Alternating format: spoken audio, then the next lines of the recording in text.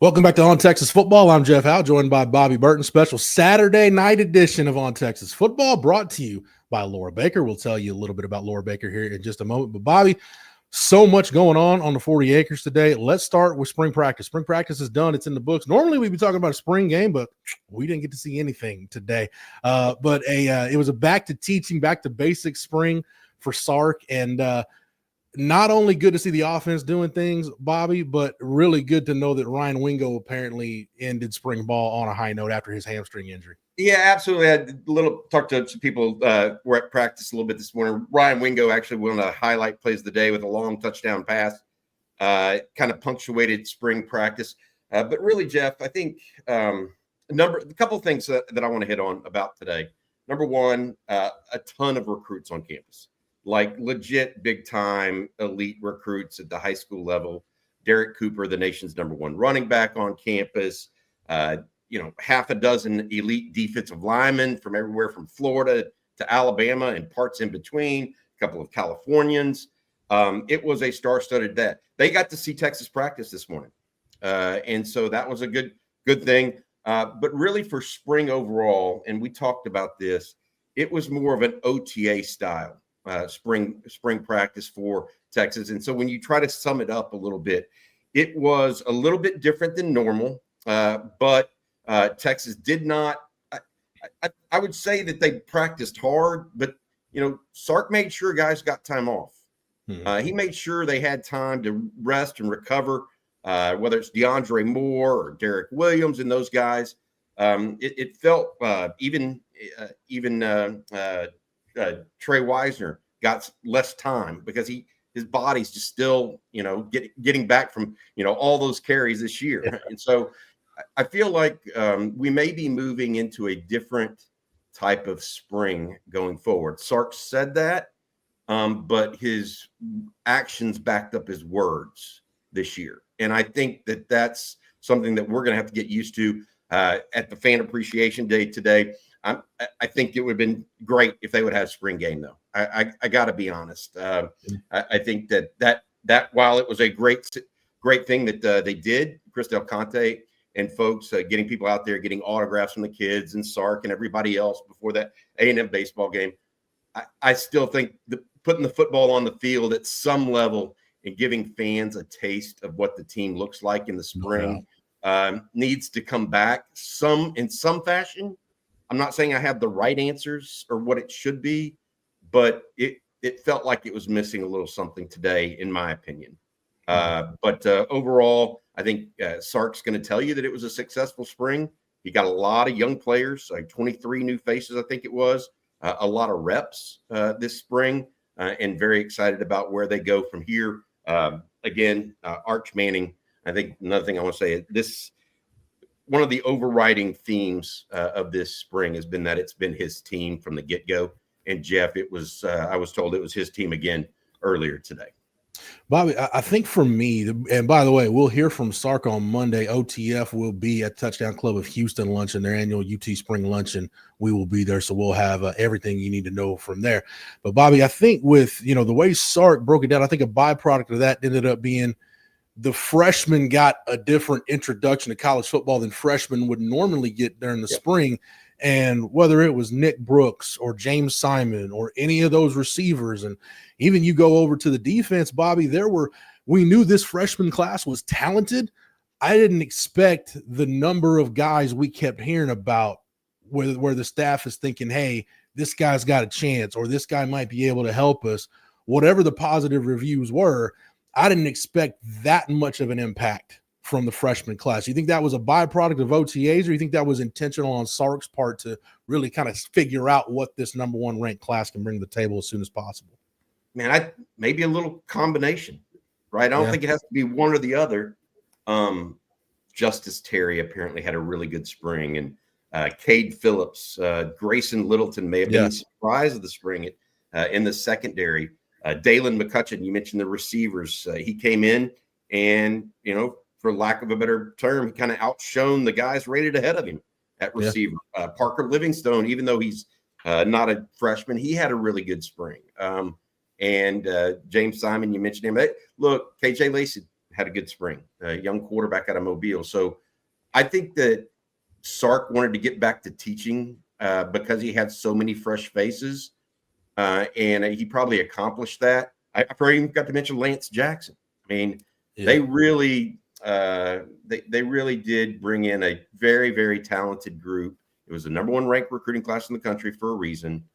And I believe that where they're at today, based on what I've heard, not just today from some folks that were at practice, but what I've heard throughout the year or the spring, really, is that group has so many different guys that step up on an individual day, maybe. That I mean, the receivers, even though we're saying that Dalen McCutcheon, for example, may have had the best spring of that young group, the other guys had plays here and there. They kind of flashed. And so now, as spring winds down, they're going to have to take what they learned, to your point, and put it into effect. I think that's going to be a big deal for what Texas is able to do and must do going forward to get these guys ready. Because, as you know, we're going to talk about the NFL draft here a little bit. Texas lost a lot. They lost a lot of players to the NFL. And so those young guys that he's trying to teach, there's a purpose for that.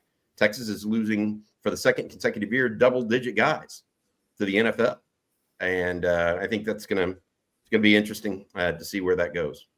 To that end, Bobby, I'm fascinated to see how Sark manages the depth in the non-conference schedule after the Ohio State game. Because once you get through that game, you've got 3 games, then a bye, then you start SEC play. I wouldn't be surprised, Bobby, if he got leads early in games where maybe he pulled some of those veterans out and got some young guys some run. It's the non-conference for me, with the exception of the Ohio State game, obviously, it's going to be a really kind of an exam to see, okay, what did Sark learn about managing a roster for a 16-17 game season after doing it last year where there was no blueprint on how to do it. How does he learn? How does he manage guys' reps? How do they do they give guys some games off? So, there's going to be an opportunity for some of these youngsters. So a lot of those guys you mentioned to step up. I thought it was cool. Lance Jackson even got a shout out from Joel Klatt during the draft broadcast. So it's one of those deals, Bobby. We know this group is good. We know this team is talented, but with the draft results, and we'll get to the draft next, but with the draft results and everybody around the country now really looking under the hood at this Texas program, I think whether it's talking heads, scribes, fans, whoever, everybody understands this isn't a flash in the pan thing. Texas is here to be a contender and to do it for years to come. Ridiculous. I mean, there's a lot of talent on the 40 acres and going into the NFL. I mean, I would add this as it relates to that early season after the Ohio State game, where Texas does have some games that I don't, you don't want to call anybody a pushover or anything like that, but they have some games that on paper they're going to be 20+ point favorites in, at least, right? 3 in a row. And my thought on that is there are places where you want to get some young guys reps, but I mean, Texas is rebuilding an offensive line this year. So how many reps don't you want those guys to be battle tested and ready by the time conference play begins, right? And so they're while I understand your point about giving people some time to have some reps, there's going to be positions where, look, the secondary needs some reps together. Yeah. Right. I mean, there's going to be pieces of that. And so I would caution it. It's not going to, Sark has always done a good job of that, I think, of kind of spoon feeding people some reps, particularly early. Like, I think he did a great job last year with Colin Simmons. Yeah. I mean, he would kind of spoon feed him, say 10, 15 plays, and all of a sudden 20, 25 plays.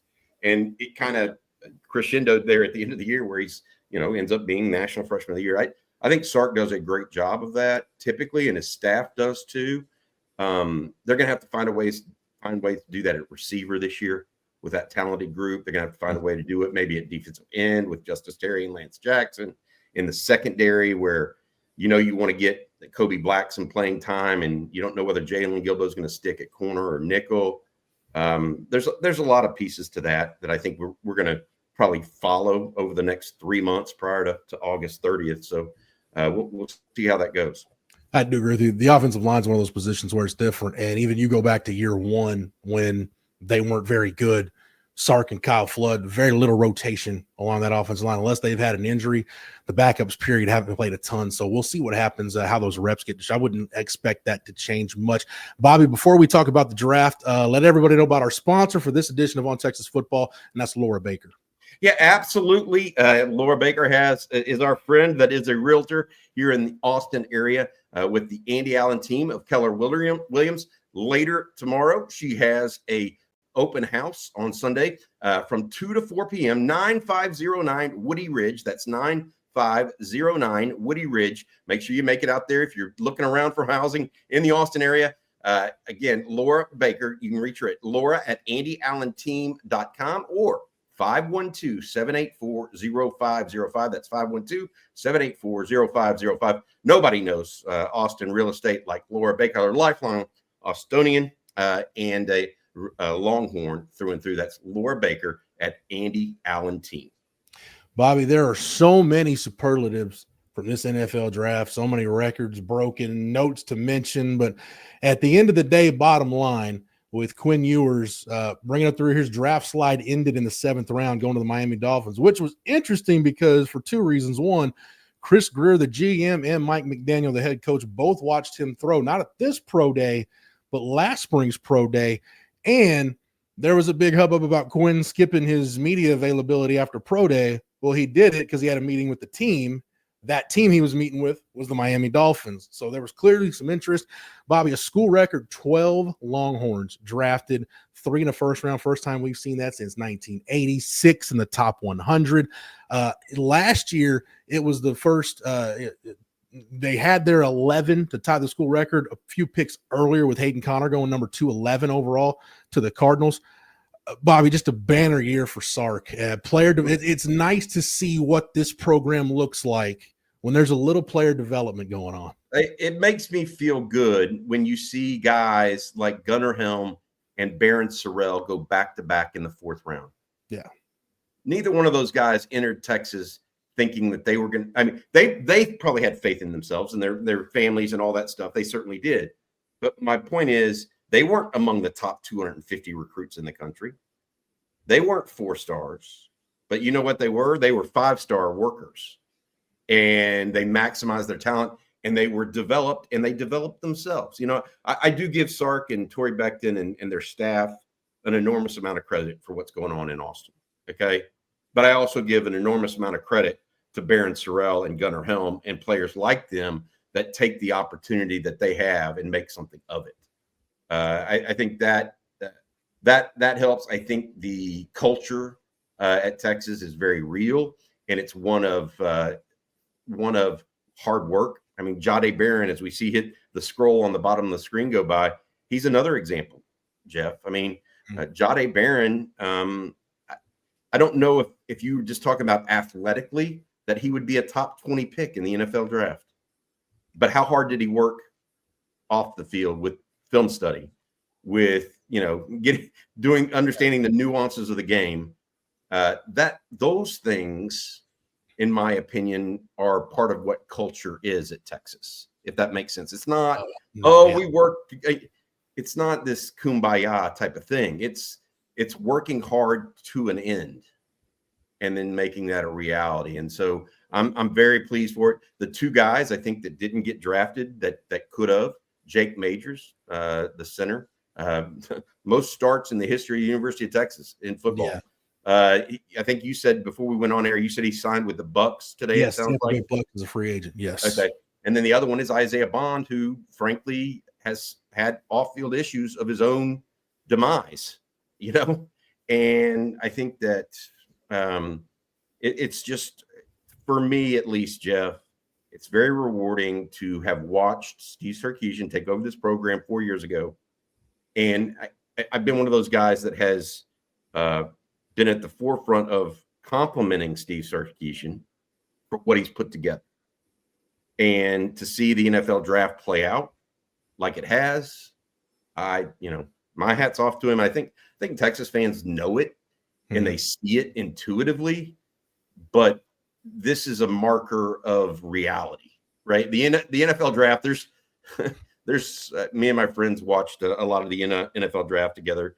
It's very stark. It's black and white. You got drafted here, right?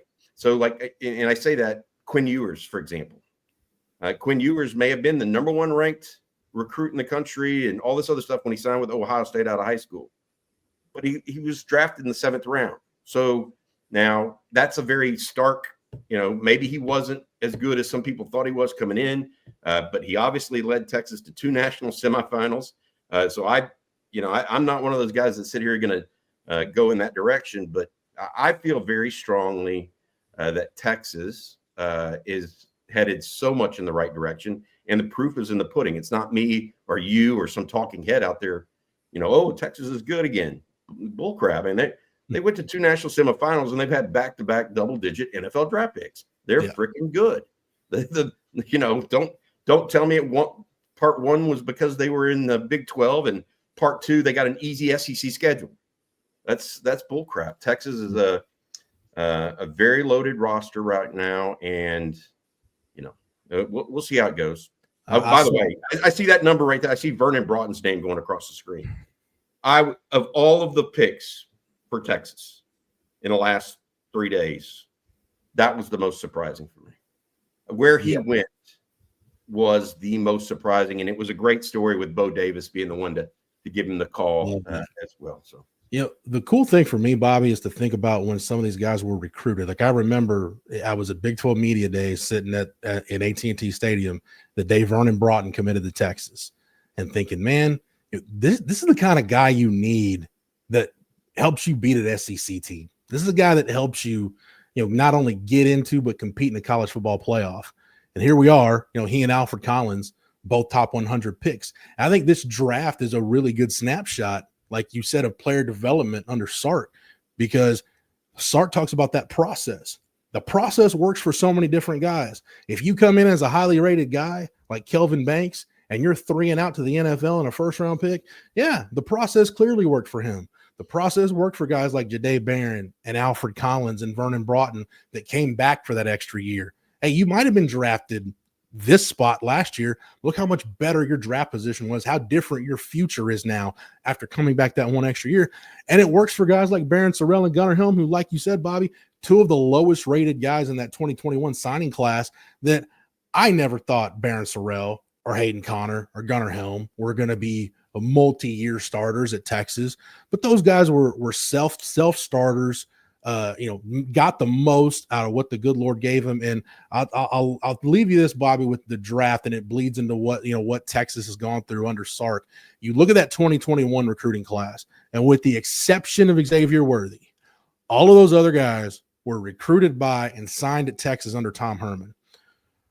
Sark could have discarded that group, said, hey, I want to cleanse the roster, bring in my own guys. He didn't. And to his credit and the staff's credit, Jatavian Sanders, Xavier Worthy, Byron Murphy, Jonathan Brooks, Hayden Connor's a draft pick.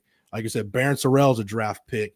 Gunnar Helm's a draft pick. Hayden Connor's a draft. You had 7 or 8 draft picks, Bobby, from that 2021 class that, coaches all the time talk about, hey, when we bring in this transition class, you typically have a lot of attrition. Not only did you not, it was the foundation for what we're seeing. You're so on to something here.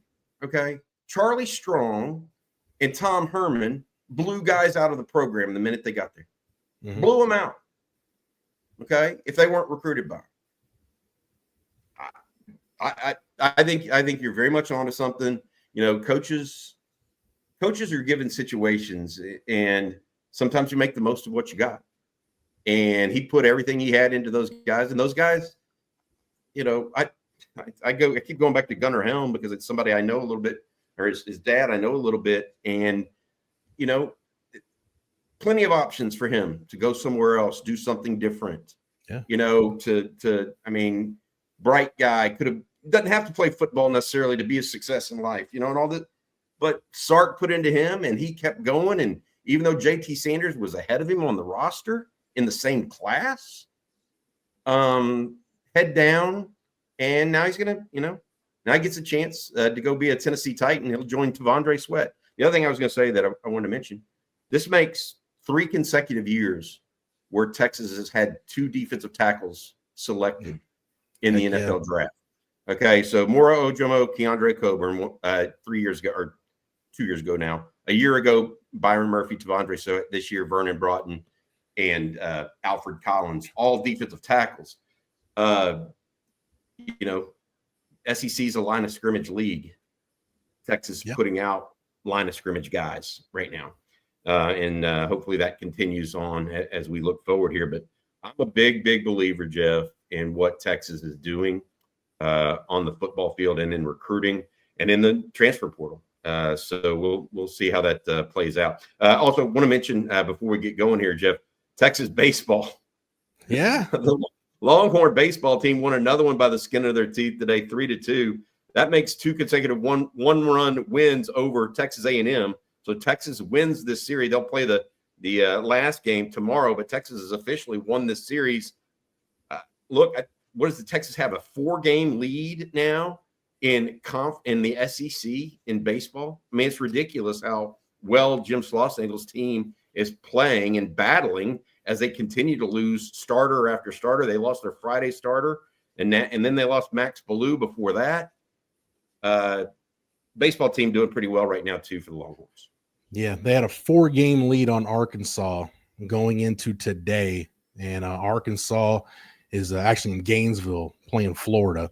And actually, the Arkansas won 7-0 today to even that series. But Bobby, the amazing thing about Schloss and his baseball program, think about this: even baseball is a strange game, and you can just have an off weekend.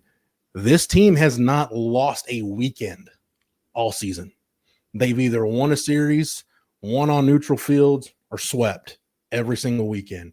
I'm amazed by what Schloss. Who would have thought, Bobby? It just speaks to this team that the difference in the game on Saturday is a Jalen Flores pop-up slide and a throwing error from the catcher that was the difference in the ball game. Thomas Burns was great out of the bullpen, and look, anytime you can send the Aggies home with a series loss, everybody at the dish had to love that. And Bobby, I'll say this as we close: can we agree there are a lot of cool stuff during the draft? I love seeing the videos of guys getting the call and the family celebrating. Nobody, I'm sure, had a better day than the Sorrell family hanging out in Green Bay in the green room.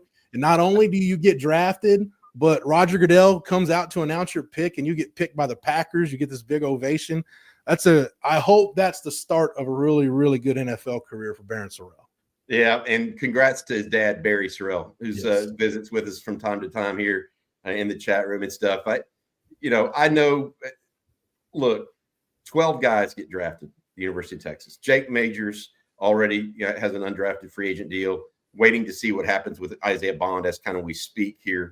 Jeff, my take on this, really for Texas and where things sit, is just come to Texas, work hard, and we'll get you to the next level. That's the pitch. So with all those guys that were on campus today, the Derek Coopers of the world, number 1 running back in the country. Defensive line. The pitch is really simple. Come to Texas. We'll put you into the ecosystem. You work hard. This is on you. We think you're good enough to end up in the NFL, or else we wouldn't be recruiting you. We just had 12 guys drafted after a year. We had 11. We're recruiting guys that can play in the NFL, but it's up to you to go do it. And I just think that is a different mindset, Jeff, that if you create that, it builds on itself. Mm-hmm. And that ultimately is what I'm really one of the things that just excites me, not about just 2025. It just excites me about where the program is and what Steve Sarkisian's able to do. And I will add this, at one point, I think Ole Miss had like six guys that got drafted, and they may have ended up with more, but all 6 of them were portal guys. Mm-hmm. Texas has a mix, what I think, 3-to-1 mix of guys they recruit out of high school to guys they grab out of the portal. And so you add that element to the high school recruiting piece and the portal recruiting piece. I just think it's really, really healthy overall. It beats a decade ago, Bobby, when I went to Arlington Martin in the spring before the signing day. And Myles Garrett drops Texas, and I ask him, "Why'd you drop Texas?" And he just looks me dead in the eye and says, I mean, I just watch a bunch of really good players go there. They don't get any better. And I had no argument, and nobody else had an argument. There's a hell of a leg to stand on now, though, with what Sark's doing at Texas. So it beats the heck out of the alternative. Make sure you check out. Bobby mentioned recruiting several times. Derek Cooper, a lot of big-time prospects, a lot of big-time out-of-state prospects on campus. Jerry Hamilton and CJ Vogel recap that. There's a video on the channel on that. The latest is over at ontexasfootball.com. And don't forget, sign up right now if you're not a member. We'll get you 1 year of access at ontexasfootball.com for $49.95 using the promo code OTFOG. That's OTFOG is the promo code for 1 year of access for $49.95. And make sure you tune into the Sunday night live stream with Bobby and Jerry. They'll recap everything from the weekend, get you ready for Coffee and Football starting on Monday. Bobby, do we have a guest for Coffee and Football on Monday? We do. I believe it's going to be Marcus Myers, the former Texas Longhorn linebacker that is here in Austin. Been talking to him via Twitter. He's going to join us. We also have some other – we have a former 10-year plus NFL vet that's going to be on with us later next week as well. So we're trying to bring you guys Longhorns that you guys like and enjoy, and just bring all the fans together, kind of like what Chris Del Conte and the Texas staff did today at the Fan Appreciation Day. I had to double check as you and Jerry and Blake Monroe got their Rolodex going. All kinds of people on Coffee and Football right now. So we love it. Hope everybody's enjoying everything on the channel and over at ontexasfootball.com. We'll keep you updated with the latest and greatest. For Bobby Burton, I'm Jeff Howe. Thank you for watching, and until next time, hook 'em. Hook 'em horns.